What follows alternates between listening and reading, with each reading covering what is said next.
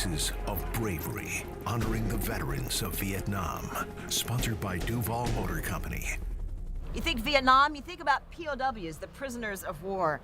And that was traumatic enough, but the families, the pain they went through, not even knowing what's going on with their loved ones. The MIAs, the missing in action, still thousands unaccounted for to this day.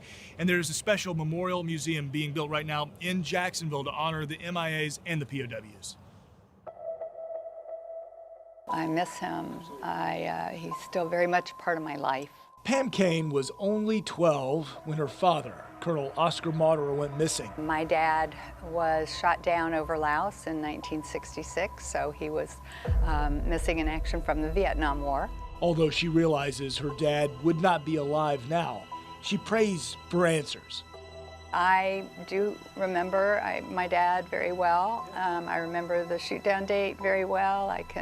It's like it was yesterday. It's the unknown of what happened. If he had survived being shot down, what his life may have been like while missing in action. That started a 57-year saga, if you will, of what happened to him, where is he? And I got shot down a week later, on 17th of August in '72.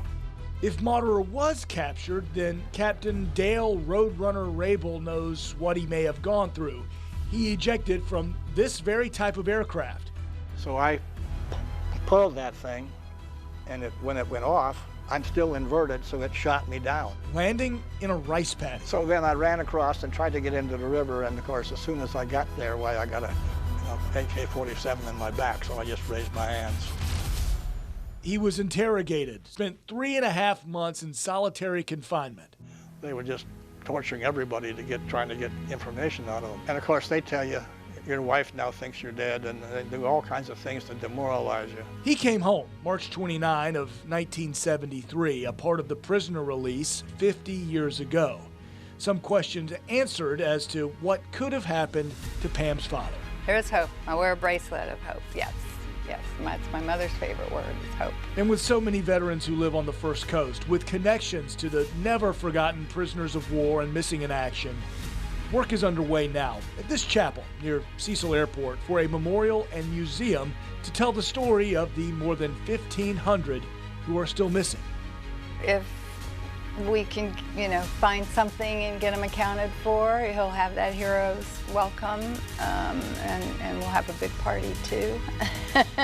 A tribute to those who were held captive and those whose fate in Vietnam may never actually be known, all making a sacrifice for those back home. And I don't regret him going to Vietnam either. I've heard from others who do. Sure. Why did Daddy leave me?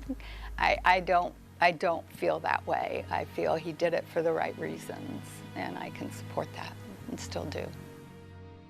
It's really going to be a beautiful memorial and museum, and phase 1 of it should be done within the next year. What a nice tribute. That's going to be great. And we invite you to join us for our special April 13th Voices of Bravery, honoring the veterans of Vietnam.